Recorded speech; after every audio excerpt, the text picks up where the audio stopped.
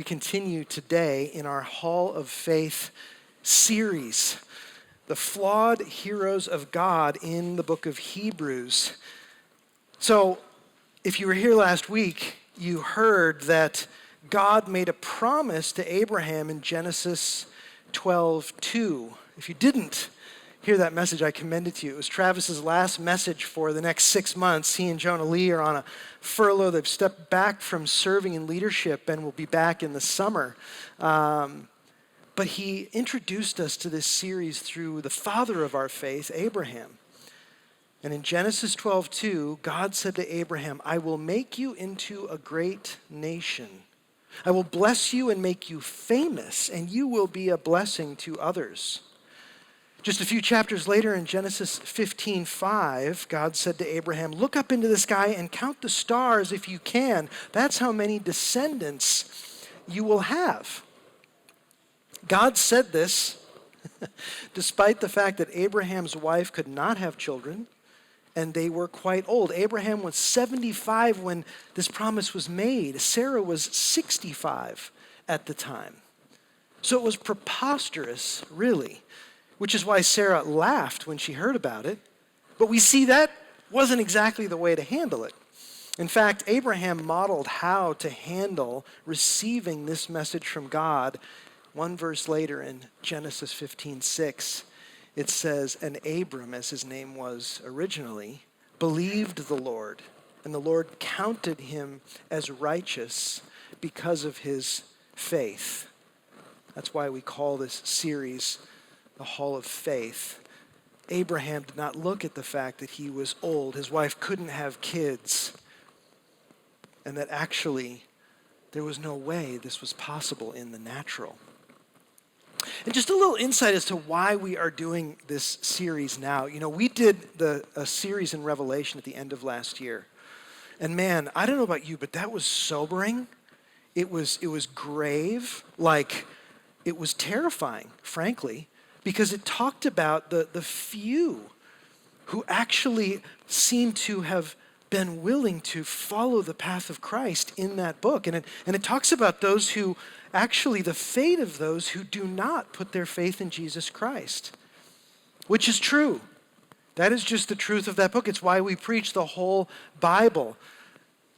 But it's not the only truth about God. And we thought, man, after we really kind of went into the gym of intense workout in the Word and this thing of beholding the sobriety and the gravity, we wanted to understand all of what God has to say. Because Jesus says this, it's true that he says, the gate is wide and the way is easy that leads to destruction, and those who enter by it are many.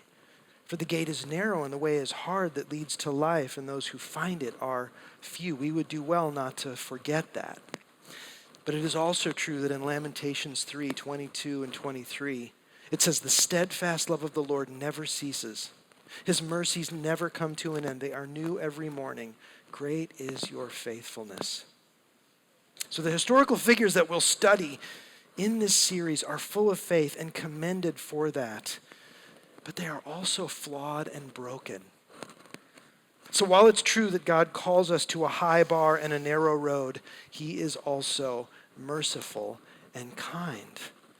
And so we lean into that. We focus on that. He does not treat us as we deserve. And we'll see today that he not only used our next figure despite his flaws, actually he seemed to choose him because of them. Today we focus on Jacob. And I would argue that he had a plan from long before Jacob was even born to make him a vital part of the plan to redeem all of us. And we need this because we're constantly qualifying ourselves on the basis of our strengths and disqualifying ourselves on the basis of our weaknesses. Do you do that? Most of us tend to do one or the other. I see a big, exaggerated head nod. Qualify ourselves on our strengths. I can do it because I'm good at this. I said to a group recently, one of the worst things that happened to me is I learned what I was good at. And I started to lean on those things. I can do it because I'm capable. or we disqualify ourselves. I'll just never. I can't possibly. Because look, and we'll see that neither of those things has anything to do with actually who God uses. He's the one who gave us these gifts. But we all tend to do what is natural and human. And he wants to help us come out of those ruts and be qualified by faith in him.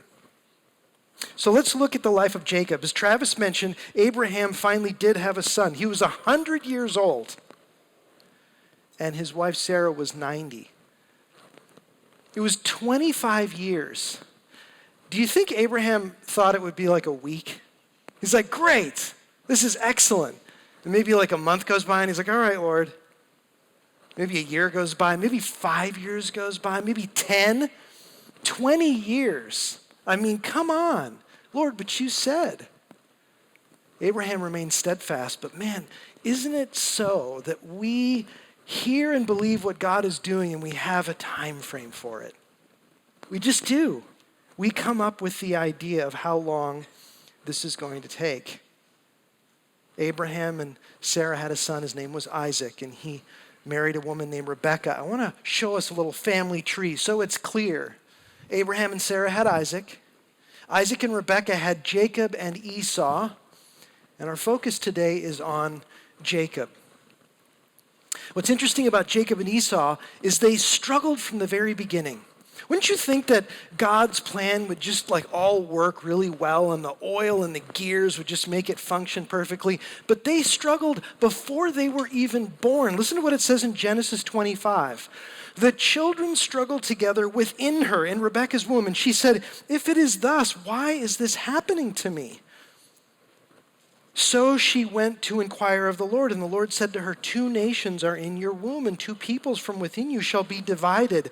The one shall be stronger than the other. The older shall serve the younger. So from the very beginning, these 2 people had struggle and strife. It was in conflict that God was bringing about his purposes. Tension. I think it's important for us to see that because we think when everything's going really smoothly and really good, that's when God is in it. And actually, he birthed his plan in tension. Listen to this. This is where the plot really starts to thicken. Genesis 25, just a few verses later. As the boys grew up, Esau became a skillful hunter.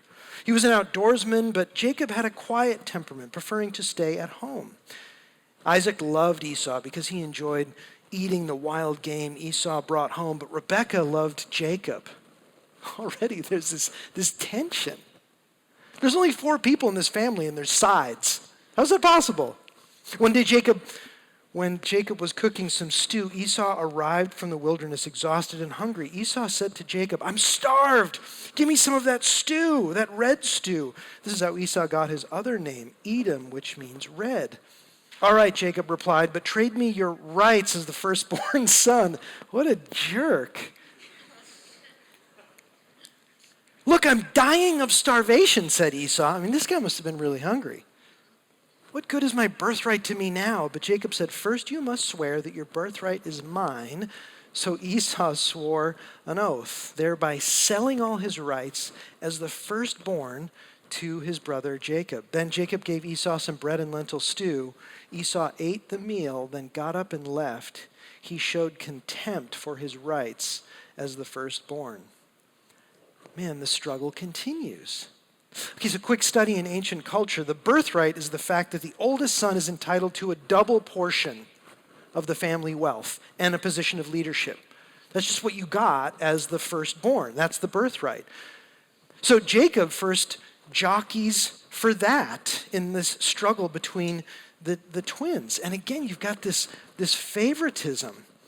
Isaac loves Esau, Rebekah loves Jacob. It's really unhealthy family dynamics right from the very beginning. And the Lord's like, yes, these people, I'll choose them. Isn't that fascinating? But it carries on. And as Isaac, their father, got older, he became blind. And so Jacob took advantage of that to take more of what he could from Esau. And his mother helps him, makes him stew from wild game. Esau had gone out to get some wild game to make a stew for his father, Isaac, and actually he had only just left. And then Jacob comes back posing as Esau, who had just gone to go hunting. And Jacob wants to take not only Esau's birthright, but also the blessing. I'll get to that in just a moment. Because the blessing is basically a prophetic declaration of divine favor, prosperity, and authority spoken by the Father. It's very powerful. So Jacob goes to Isaac. It's important to note here that the term Jacob, and maybe some of you have heard this, it means supplanter. We don't really use that word, but actually even in the womb, Jacob had grabbed hold of Esau's heel. And basically what supplanter means is someone who gets something by force or by trickery. It's almost like if you're walking along and somebody, kicks your heel and he causes him to trip. This is the kind of guy that Jacob is, and he's actually even given a name that says that. So his name has come to mean trickster or cheater. And here he is at it again in Genesis 27. Jacob comes in, and it says, "Yes, my son," Isaac answered. "Who are you, Esau or Jacob?" Jacob replied, "It's Esau, your firstborn son." What a liar. "I've done as you've told me. Here's the wild game. Now sit up and eat so you can give me your blessing." Isaac asked, "How did you find it so quickly, my son? The Lord your God put it in my path." I mean, come on. He's lying about God in this moment. I mean, how is there not a lightning bolt that just strikes him right here? But this is how this happens. Then Isaac said to Jacob, "Come closer so I can touch you and make sure that you really are Esau." So Jacob went closer to his father, and Isaac touched him. The voice is Jacob's, but the hands are Esau's. He had put some actual fur because Esau was hairier. So he's going quite far to fool his dad into believing that he is his brother. Said, but he did not recognize Jacob because Jacob's hands felt very hairy like Esau. So Isaac prepared to bless Jacob. "But are you really my son Esau?" he asked. And he bald-faced lies to the man. "Yes, I am," Jacob replied. Then Isaac said, "Now, my son, bring me the wild game. Let me eat it, and then I will give you my blessing." So Jacob took the food to his father, and Isaac ate it. He also drank the wine that Jacob served him. Then Isaac said to Jacob, "Please come a little closer and kiss me, my son." So Jacob went over and kissed him. And when Isaac caught the smell of his clothes, because he was wearing Esau's clothes, he was finally convinced, and he blessed his son. He said, "The smell of my son is like the smell of the outdoors, which the Lord has blessed." Like if you were sitting there watching this on TV, you'd be like, "Oh my gosh, that guy is such a jerk. I can't believe he's doing that. How deceptive. His own dad, his brother." It would be something that rises up in you that just doesn't like it. Isaac then pronounces a blessing over Jacob, and the deal is done. And it can't be taken back or changed, which becomes evident when Esau comes in later, and they both discover that they had been tricked. Isaac and Esau. So the name Jacob means trickster or cheater. Can you imagine God choosing and ordaining a man named Cheater? More on that in a moment. But to round out the story, Jacob runs from home because he's afraid of Esau's revenge, and he goes to the home of his uncle Laban. There he marries two women, Leah and Rachel. For the purpose of our message today, I'll just summarize what happens here. Because he meets his match in his uncle Laban, who is also a cheater. He keeps making deals with Laban, and Jacob keeps getting cheated. But Jacob manages to cheat him and gets what he wants. So there's so much cheating and deception in this story, it's honestly hard to keep track. But such is the nature of this chosen family. I say chosen because, as you'll recall, God said to Abraham, "I will make you a great nation," and the line of succession is Abraham to Isaac and Isaac to Jacob. But it can't be lost on this that this family is messy and broken in so many ways, right? You're just looking at them going, how? As Travis mentioned last week, Abraham, listen to this. Listen to just the generational patterns. Abraham twice lied about his wife and said she was his sister out of fear of being killed. He also had sex with his wife's maidservant because she couldn't have kids, and they were trying to fulfill this promise that God had made. Do you know what's crazy? Isaac's wife, Rebekah, also could not have kids at one point. She was barren.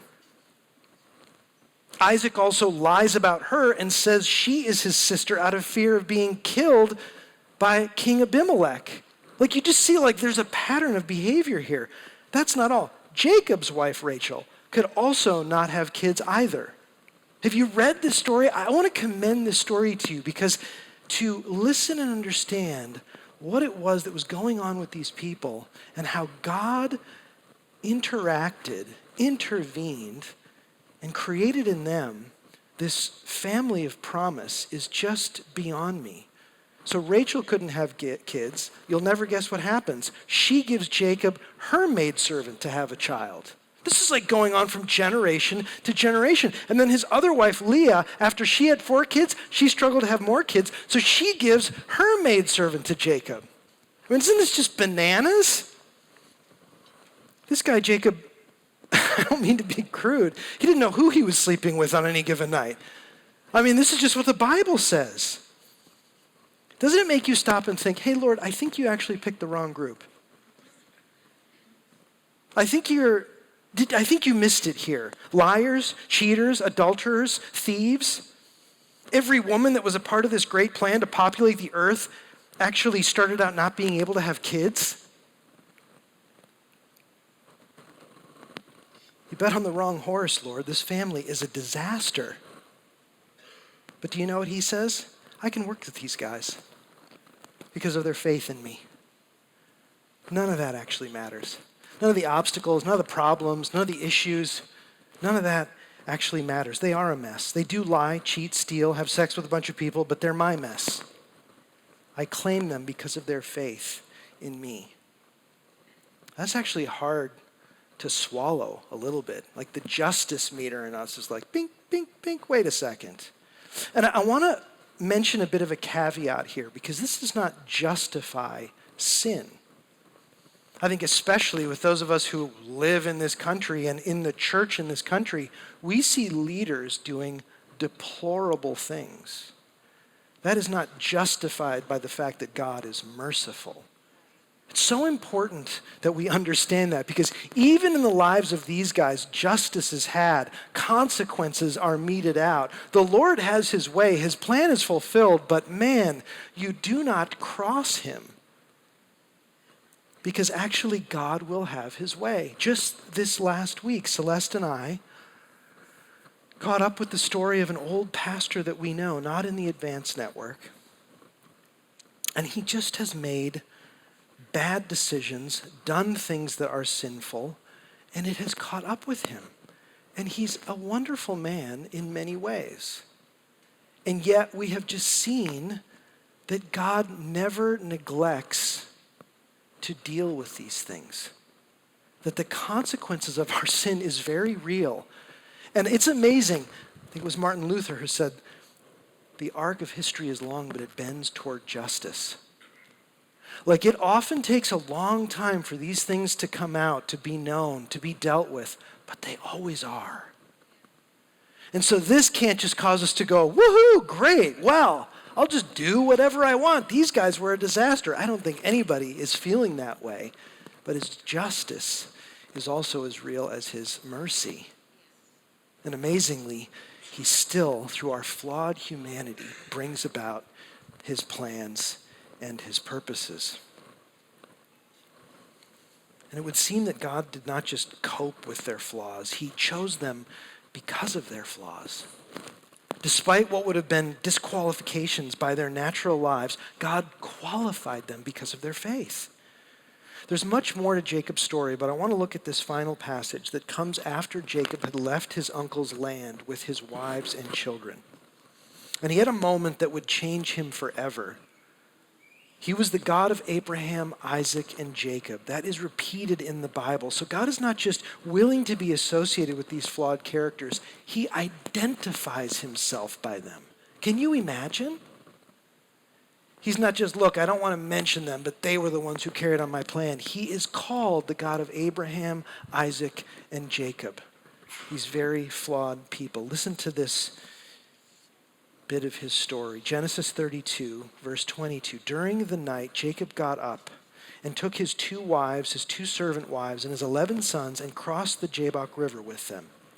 After taking them to the other side, he sent over all his possessions. He's now sort of escaping from Laban, who had been cheating him all this time, and then he cheated him and took off. This left Jacob all alone in the camp, and a man came and wrestled with him until the dawn began to break.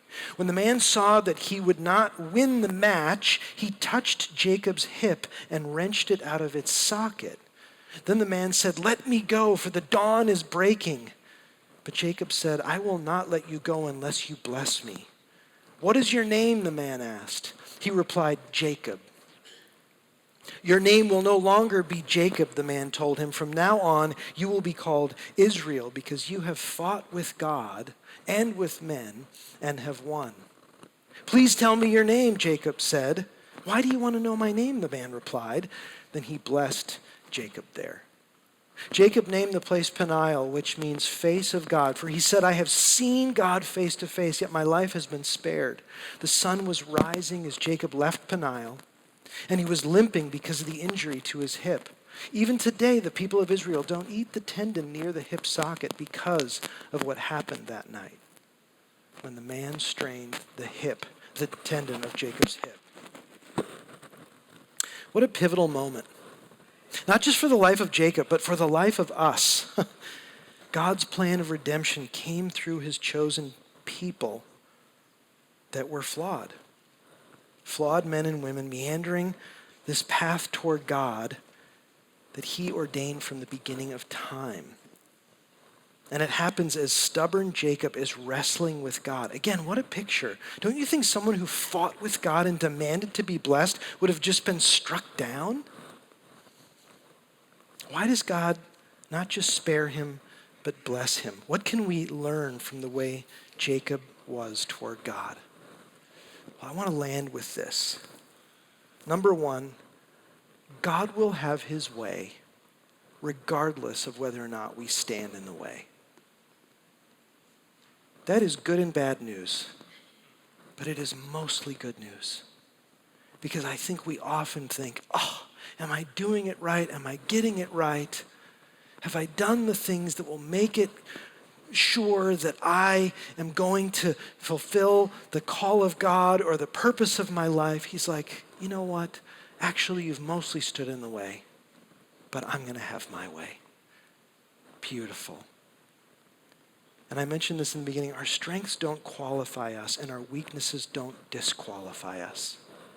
It is by faith that we inherit the promises of God. That is a difficult thing to swallow, especially if we lean on the things we're good at and we feel like we're capable in. We just can't accept that those aren't going to be the means by which the plan of God is fulfilled in our lives. We just struggle with that. But it's good news if you look at yourself and go, I just can't. I'm just not good at it. I'm not capable of it. He goes, it doesn't matter. My plan and purpose for your life will be made manifest. The final thing, he changes our identity. In the process of our growth, he changes our identity. Maybe you've heard that before and you've gone, that's I agree. No, but let's just pause on this for a moment. It's amazing that 2 out of the 3 people in this little family line had their very names changed as the part of the process. Jacob and Abraham had to have an entire name change to step into God's calling. Abram means father of one. Abraham means father of many. Jacob means cheater, and Israel means he who wrestles with God. Is your name changed? Has your identity been changed? Jesus carried this on with Peter, with Paul. There are others. This is key to changing identity. Have you been re-identified by the proclamation over your life as a believer in Jesus Christ? Have you? There's one last bit of this story that is the bridge to all of this. And this is where I want us to just pause and recognize why all of this happened like it did. We got to go back to chapter 28 when Jacob is fleeing because he's afraid that Esau, who's a hunter, is going to kill him. And he's afraid, and Esau is like his enemy, and he's running away. And in this moment, he stops and just goes to sleep. And it says in verse 12 of chapter 28, as he slept, he dreamed of a stairway that reached from the earth up to heaven. And he saw the angels of God going up and down the stairway. At the top of the stairway stood the Lord, and he said, I am the Lord, the God of your grandfather Abraham, and the God of your father Isaac. The ground you are lying on belongs to you. I'm giving it to you and your descendants. Your descendants will be as numerous as the dust of the earth. They will spread out in all directions, to the west and to the east, to the north and to the south. And all the families of the earth will be blessed through you and your descendants. What's more, I am with you, and I will protect you wherever you go. One day I will bring you back to this land. I will not leave you until I have finished giving you everything I have promised you. Can you imagine? After all of his shenanigans, his cheating, his lying, his trickery, that God just says, I will not leave you until I have finished giving you everything I have promised you. Like Jacob to Israel, God has given us a new name and a new identity. I've never seen this before. I've read this story many times. But the reason this is so powerful is because Jacob stole the birthright and the blessing from Esau. But actually, we've been given the birthright and the blessing of Jesus Christ, not by cheating, not by stealing, but because he, as the firstborn, willingly gave these things to us. Is that extraordinary? Esau was the firstborn. He deserved the birthright and the blessing. Jacob stole it, and God said, that's a picture, but I'm going to do this my way. My son will willingly give those things up that you may have them. But the only way you will get them is by faith. But I will change your identity because of this. That stairway to heaven, that pathway, that ladder as it is sometimes called, with the angels descending up and down, revealed to Jacob why all of this would be true. Because God would make a way. He would connect heaven and earth, and he did that actually through Jesus Christ. He is the one on whom we are able to access God, and through whom God is able to access us in this relationship. We didn't have to steal it. God loved us, so he gave it to us, and Jesus willingly handed them over to us, that we would have a new identity, that we would have his identity.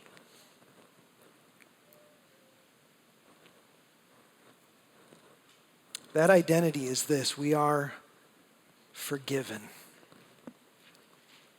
I just want you to let this wash over you. And redeemed. We're cleansed of sin. We're set free from guilt, and we're rescued from darkness. Do you know that? It won't be forced upon you. You have to lay hold of it by faith. Do you know that you are righteous? When you put your faith in Christ, when you receive the gift of the birthright and the blessing, he declares you not guilty and in right standing with God. Not by works, but by grace. You are beloved, you are treasured, you are handpicked by God and deeply loved. You are holy and sanctified. You are set apart for his purposes. You are secure and confident. Which one of these things do you need to hear this morning? You are empowered and you are free. You are a new creation. You are a citizen of heaven. You are a child of God. Those aren't just bumper stickers or songs. Those are promises that we've inherited because we were given his birthright and his blessing. Can I invite us to stand? Because there's one last little bit of that moment where Jacob has the dream of the stairway, of the ladder. Jacob is so taken aback by this.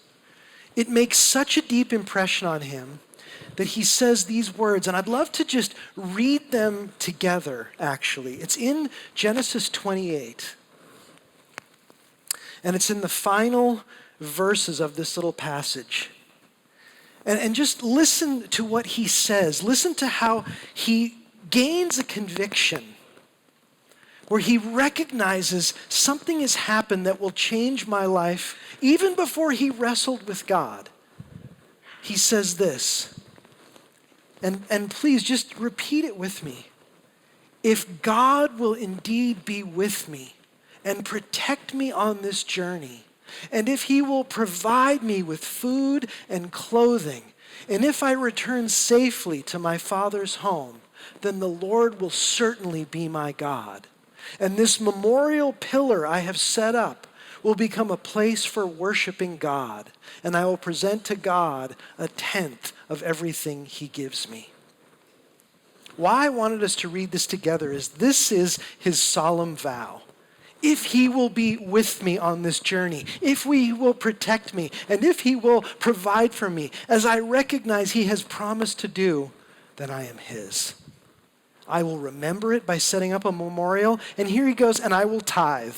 This is a beautiful generational pattern that he picks up from Grandpa, who did it long before Moses ever showed up, long before this was law. Out of the overflow of his heart, he said, and I will give you, Lord, of my wealth, because I see what you have done for me. I'd like to call the band up, and I just want to ask you this question, even as we stand here before God. Do you wrestle with God?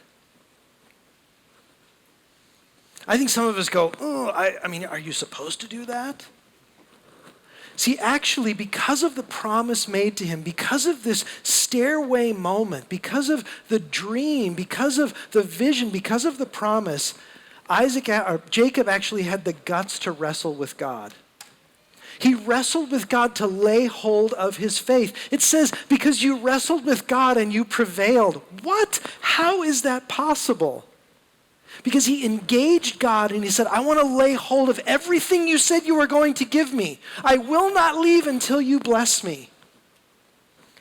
We live in an age where it's kind of like, well, you do you. And, if people say, like, I'm not really sure I believe in God, it's cool. If people get grumpy with me or they wrestle or they engage with me, I'm not sure I believe in God. I think I hate God. I don't know about God. I go, ooh, you're in the hunt.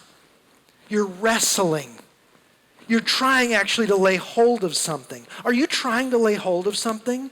Do you wrestle with God on the basis of his promises? He has promised us all of these things. And he's inviting us to wrestle for them. We have to, because we're flawed and broken ourselves. We don't know what it looks like or how to live this way. But he's saying, come, wrestle with me. He wrestles with God. He gets blessed. He insists on it. But he wrestles in light of the promise.